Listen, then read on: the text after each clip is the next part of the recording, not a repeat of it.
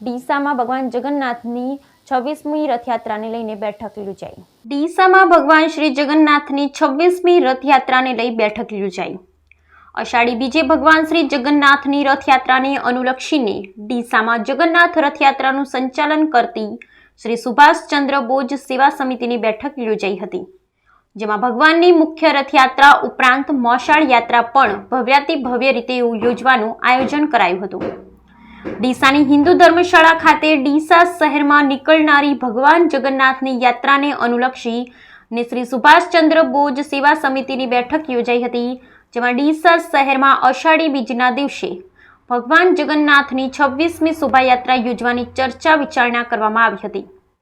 સુભાષચંદ્ર બોઝ સેવા સમિતિના નવા પ્રમુખ બહાદુરસિંહ વાઘેલાના અધ્યક્ષ સ્થાને યોજાયેલી બેઠકમાં તમામ હિન્દુ સંગઠનોના હોદ્દેદારો, કાર્યકર્તાઓ ઉપસ્થિત રહ્યા હતા।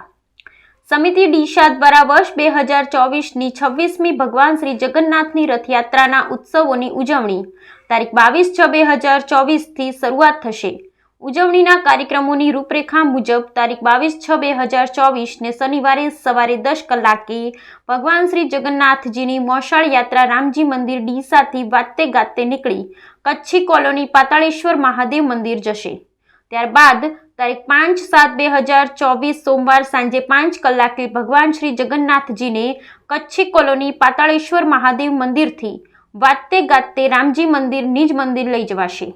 અષાઢ સુદ બીજ તારીખ 7/7/2024 રવિવારે ભગવાન શ્રી જગન્નાથજીની રથયાત્રા બપોરે 1 કલાકની આસપાસ શહેરના જૂના રામજી મંદિરેથી 3 અલગ અલગ રથોમાં શાહી સવાર થઈ ડીસા નગરમાં નગર ચર્ચાએ નીકળી ભક્તજનોને દર્શનનો લાભ આપશે। સમિતિ દ્વારા દાતાઓના સહયોગથી મોટી માત્રામાં પ્રસાદ વેચણીનું આયોજન કરવામાં આવ્યું છે।